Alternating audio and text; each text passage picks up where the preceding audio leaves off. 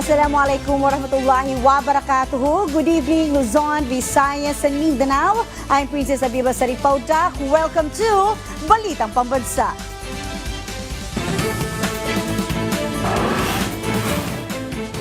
Tonight's headlines. The government continues to work to make food prices more affordable for Filipinos. A contingency plan is ready for implementation should there be a need to immediately extradite Filipinos if the invasion of Taiwan actually occurs. The investments in the country that were approved by the Philippine Economic Zone Authority, or PEZA, have tripled. On top of the news, food security begins with providing essential sustenance that all can afford. Hence, the Department of Agriculture has been tirelessly working to bring down the prices of the country's staple grain, with imported rice falling to 45 pesos a kilo of late, slowing down food and overall inflation. And as our Clazel Pardilla reports, the DA's efforts have been complemented by the DSWD's livelihood programs and social amelioration measures. Rosaline, a cook at a local canteen, has been saving her earnings to prepare for her two children's expenses for the upcoming school year. She's also managed to save on rice, setting aside the extra to ensure she has enough for future needs. Bumaba. 60, gano'n po yung mataas. Ngayon bumaba na 50, 55. Saan niyo po ginagamit yung natitipid? Ipon. Pagdating na school load, pambili ng gamit. In line with President Ferdinand Marcos Jr.'s aim to make food more affordable for Filipinos, the Department of Agriculture has lowered the maximum suggested retail price of imported rice from 58 pesos in January to 45 pesos, which was implemented last Monday. According to Malacanang, this is the result of falling rice prices in the global market, coupled with government actions aimed at reducing the cost of rice domestically. Naipatupad ang MSRP matapos aprubahan ni Pangulong Ferdinand R. Marcos Jr. ang pagbawas sa rice tariffs sa 15% mula 35% noong Hulyo 2024. The DA reports the price of imported rice has dropped by 19 pesos from 64 pesos per kilogram. The Philippine Statistics Authority added this slowed down the inflation in February. Meanwhile, rice retailer Christopher has seen his business benefit from these changes. Yung dati, nasa 1,350 ang puhunan yan. Ngayon, nasa 1,1 na lang. Malaki talaga binaba.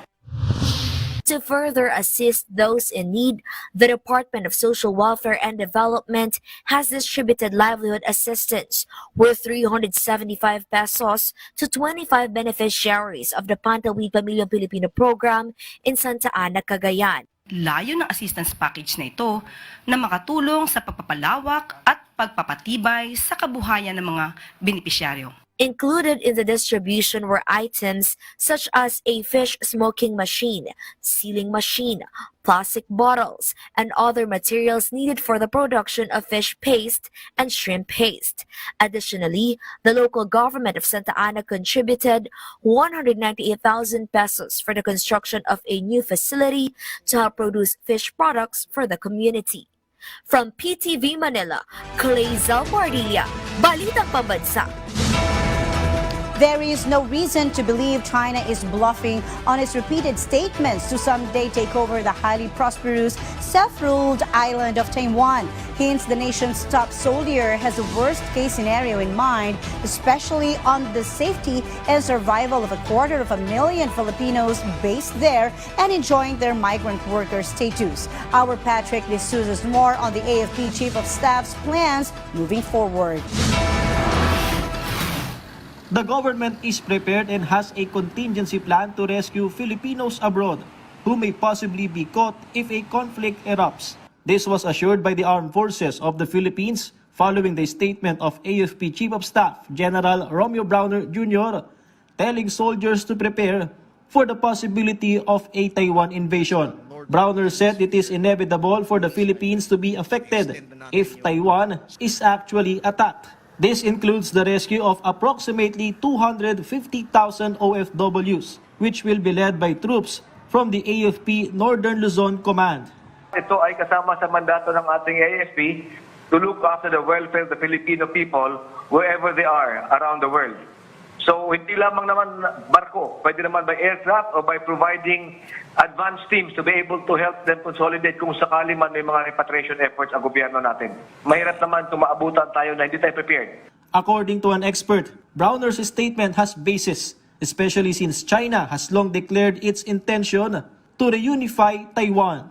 Yung kakulangan ng dialogo sa pagitan ng dalawang panig ay nakakabahala kasi yung risk ng miscalculation, misunderstanding ay tumataas.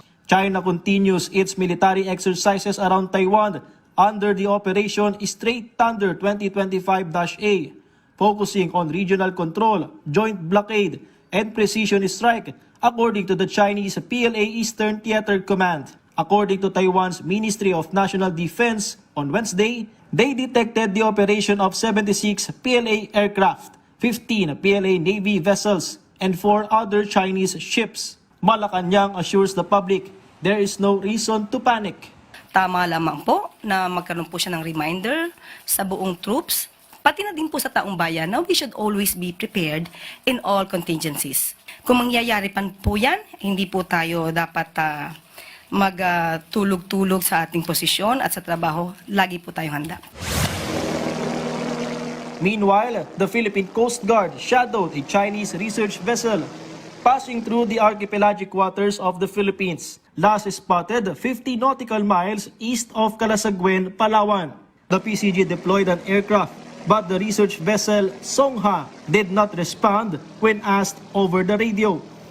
They might just be invoking the right of innocent passage, but we also advise them that they're not authorized or allowed to carry out marine scientific research within our own archipelagic waters. The U.S. State Department approved the potential sale of 20 F-16 fighter jets and other equipment to the Philippines, worth $5 billion. In a statement, the U.S. Defense Security Cooperation Agency said the move supports the national security and foreign policy of the United States by strengthening its strategic partners, including the Philippines. When asked for confirmation, the Department of National Defense said they have not yet received an official notice regarding the U.S. decision. The AFP affirmed their commitment to protecting the country while anticipating additional equipment. Last year, President Ferdinand R. Marcos Jr. approved the Multi-Role Fighter Jet or MRF acquisition program for the Philippine Air Force. From the People's Television Network, Patrick De Jesus, Balitang Pambansa. Following China's military exercises around Taiwan, the palace assured the public that there is no reason for concern. According to Presidential Communications Office Undersecretary and Palace Press Officer Attorney Claire Castro, the statement made by Armed Forces of the Philippines or Chief of Staff General Romeo Browner Jr. on the military's preparations is appropriate, stressing the need for readiness should tensions escalate and affect the country. Yusek Castro also pointed out that the directive to ensure the military's preparedness is a necessary precaution. Meanwhile, the palace also guaranteed that the government is prepared to assist in the possible repatriation of the estimated 250,000 Filipinos currently residing in Taiwan if the situation calls for it. The government has assured that no race will face harassment despite the ongoing political climate in the country. This was the palace's response to China's recently issued travel advisory, which urged its citizens to exercise caution when traveling to the Philippines. The palace stressed that the country does not target any particular nationality for harassment and reaffirmed that all visitors are welcome except for individuals with criminal records. Malamang po nasasabi po nila ito dahil sa ating pagpapatupad dito sa Pogo na dapat ay mawala na sa atin at karamihan po dito ay mga Chinese nationals. So malamang po ay isa ito sa nagiging issue po. Pero muli, ang DFA po ay open po for discussion regarding this at i-assure natin muli ang China na wala po tayong tinatarget na particular national. Meanwhile, the 7.7 magnitude ground shaker that devastated and ravaged Myanmar in parts of Thailand and left a trail of death and destruction has put the Philippine government mulling a big what if of the country being next on the verge of the big one. Such scare or psychosocial effect is putting the squeeze on concerned agencies of government to work doubly harder on their preparations to assess and mitigate probable damage and keep a lower body count even more. So efforts are afoot by the DPWH to refurbish or retrofit existing infrastructure that need reinforcement to withstand a magnitude of the likes of the big one. Further, the Public Works and Highways Department is lending a hand to help the DOTR protect its existing railways lines with preventive maintenance measures. For their part, the DOST, PHIVOX, Office of Civil Defense, and MMDA are working closely to prepare the public through repeated fire and earthquake drills, which will great help in saving lives and doing the right thing when the big one hits. Meanwhile, the palace reiterated that the government has nothing to hide following the absence of some officials at the Senate's second hearing on the arrest of former President Rodrigo Roa Duterte. According to Presidential Communications Office Undersecretary and Palace Press Officer Attorney Claire Castro, government officials had already provided sufficient responses during their first hearing. Yusek Castro also cited the preliminary findings of the Senate committee led by Senator Amy Marcos as proof that the government remains open to addressing inquiries regarding the former president's arrest. In a letter to the Senate, Executive Secretary Lucas Bersamin highlighted Executive Order 464, which upholds executive privilege, stating that communications between the president, cabinet officials, and presidential advisors are considered privileged and not subject to public disclosure. Investments from outside the country have climbed 3 times over the first quarter of this year as opposed to the same period last year. Money from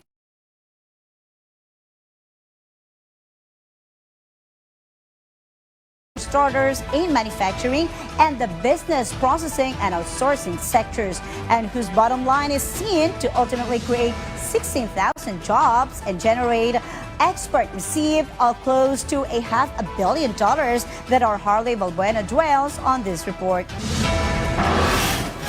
The investments approved by the Philippine Economic Zone Authority tripled for the first quarter of the year. This is amid the effort of President Ferdinand R. Marcos Jr. in generating investments for the Philippines. In a data release earlier today, PEZA's investment approvals reached 58.94 billion pesos for the first 3 months of 2025. This is 294.26% higher than the 14.95 billion pesos in approved investments in the first quarter of last year. The approved investments include 66 new and expansion projects, majority of which are in the manufacturing and IT BPM sectors. These are expected to generate around 16,000 jobs for Filipinos, along with $497.46 million in projected exports. Most of the approved investments are in Metro Manila, Regions 3, 4, and 7. According to PEZA Director General Tereso Panga, the robust flow of investments is a fruit of their firm commitment to promote the country as an investment destination, complemented by the fiscal incentives under the Create More Law and other perks for investors. PEZA is expecting the influx of more investments as investors from USA, Japan, China, Taiwan, and Spain also express interest to invest in the country's ecozones. From PTV, Harley Balbuena for Balitang Pambansa. Following the severe damage caused by a recent earthquake in Myanmar and Thailand, the Commission on Elections, or COMELEC, is taking measures to ensure that Filipinos in the country can still cast their votes. COMELEC will implement postal voting using ballots and automated counting machines instead of internet voting. With only 370 registered Filipino voters in Myanmar, the poll body expects a quick turnaround in printing and distribution of ballots. Meanwhile, in Thailand, where there are about over 8,000 registered Filipino voters, internet voting will continue as planned as communication lines and conditions in the country remain stable. Automated counting machines are also set to be deployed by Friday. The administration-backed senatorial candidates under Alianza para sa Bagong Pilipinas continued campaigning in different parts of the country. Senator Bong Revilla headed to Pasay City to attend the General Membership Assembly of the League of Barangays in the Philippines, where he recognized local officials for their contributions to community needs. Senator Pia Cayetano continues to advocate for healthcare sector improvements and the rights of healthcare workers during her visit to Cebu earlier today. Meanwhile, Senator Francis Tolentino reported the government's latest initiatives to protect the territory and marine resources of the Philippines at the League of Barangay National Assembly, stressing the importance of unity and collaboration for a brighter future for Filipinos. While Congressman Erwin Tulfo said if given the opportunity to become a senator, aimed to advance several bills for the benefit of officials or barangay officials, recognizing their service and dedication to the nation. Barely 6 weeks are left till decision day in May when Filipinos nationwide head to polling sites in their communities to pick the country's next set of leaders at the national and grassroots levels. And having reached the height of the campaigning, from now till the 10th of next month, a number of House Solons have their sights, hearts, and minds locked in the impending impeachment trial of the sitting Vice President over her alleged misuse of intelligence and confidential funds to the tune of tens, even hundreds of millions. Solons in the House Prosecutorial Panel and their support groups claim they are 80% done in their preparations in gathering evidence and gearing up for potential arguments by their defense counterparts. Even better, their optimism or confidence has been buoyed by a poll initiated by a student group on 2,000 individual sample whose results show, among others, nearly 85% favorability to hold the Vice President into account and remove her from the office based on the evidence gathered thus far and the hearings held last year and this year. Likewise, another survey result clearly reveals that a major of those sampled wish the Senate to convene immediately as the impeachment court to begin trial proceedings and finish early. For his part, Kabataan Party List Representative Raul Manuel urged the Senate to pay heed to the voices of the youth and their stand on the matter. Overseas Filipino Workers Party List Representative Marisa Magsino expressed support for the Armed Forces of the Philippines or AFP's preparations in case tensions escalate in Taiwan. While there is no immediate threat of conflict, Magsino stressed the importance of having a clear contingency plan for overseas Filipino workers. She also urged the government to consider potential impacts not only on Taiwan but also on Filipinos in other parts of Asia, including Japan, South Korea, Singapore, and Malaysia. The Department of Social Welfare and Development, or DSWD, has refuted allegations claiming that government assistance such as the Pantawid Pamilyang Pilipino Program, or 4Ps, and other initiatives is being funneled to politicians instead of reaching the intended beneficiaries. PTV's Noel Talakay has the report.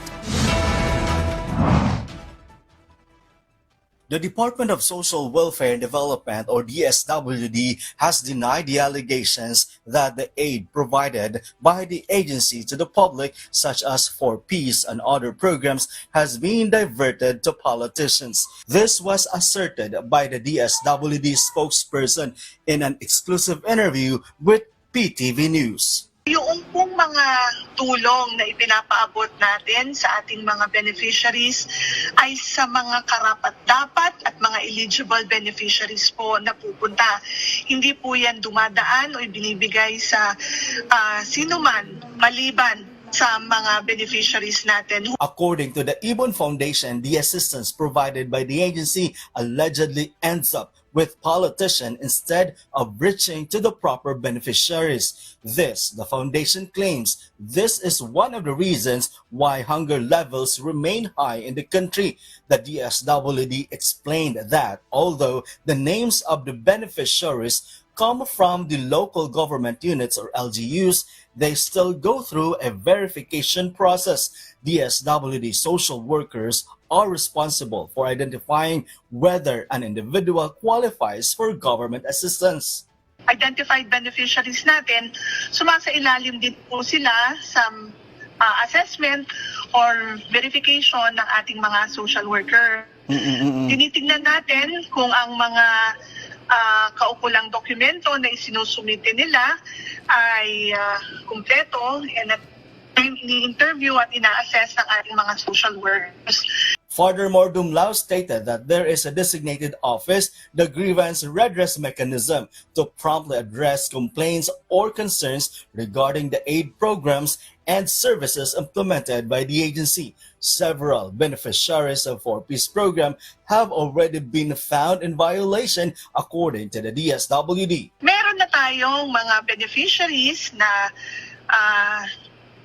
naalis mula sa programa batay doon sa isinagawa natin na validation on the complaints submitted to us na hindi dapat sila karapat-dapat na mapabilang sa programa. In Davao Region, a barangay official has been charged as confirmed by the agency. Yung namang pong inireklamo, kung matatandaan nyo, yung pregnant woman doon po sa Davao Region, last year ito, na nagreklamo through social media, na nabawasan nga po yung amount nung assistance na na-receive niya.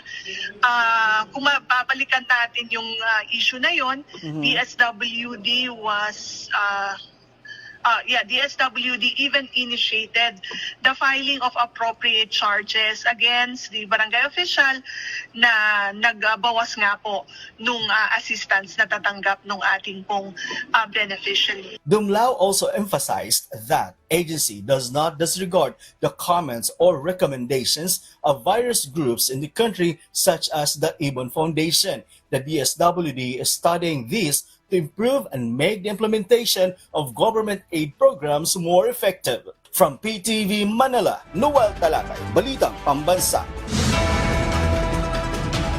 Hong Kong travel agencies are pushing for Puerto Galera in Oriental Mindoro to be hailed as a prime vacation destination as it has long been recognized for its stunning beaches, vibrant coral reefs, and accessibility. A sapid from Philippine Information Agency Mimaropa tells us more.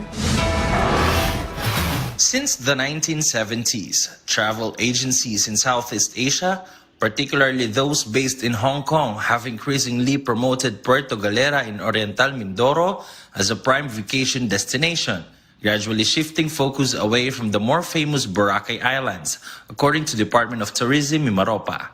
According to DOT Mimaropa Regional Director Roberto P. Alabado III, the historical trajectory of Puerto Galera's rise in prominence, noting a shift in marketing strategy by travel agencies, has had a significant influence on the tourism landscape of the Philippines, especially in the Mimaropa region. Alabado said that Puerto Galera has long been recognized for its stunning beaches, vibrant coral reefs, and accessibility, which led to its popularity, especially among international tourists from Hong Kong and surrounding Southeast Asian countries. While Boracay has often been seen as the Philippines' quintessential tourist destination, known for its white sand beaches and world-class resorts, Puerto Galera has remained a hidden gem, offering visitors a more relaxed and less crowded alternative. Alabado said that its appeal to travelers seeks a quieter and more laid-back atmosphere that has solidified its place as a preferred choice for those looking to avoid the bustling crowds in Boracay and Batangas. Tourism Department pointed out that Puerto Galera's strategic location just a few hours away from Metro Manila, has also contributed to its rise in popularity. From the Philippine Information Agency Mimaropa, A. Sapit for Balitang Pambansa. And that concludes a rundown of the latest, widest, and most comprehensive news and information from all across the nation. This is your trusted news source, always ready to inform and serve the Filipino people. Catch Balitang Pambansa again tomorrow at 7 p.m. or 7 a.m., 12 noon, 6 p.m. and 9:30 p.m. for more updates and developments. From Radyo Pilipinas, I'm Princess Abiba Saripaudak, and this is your Balitang Pambansa.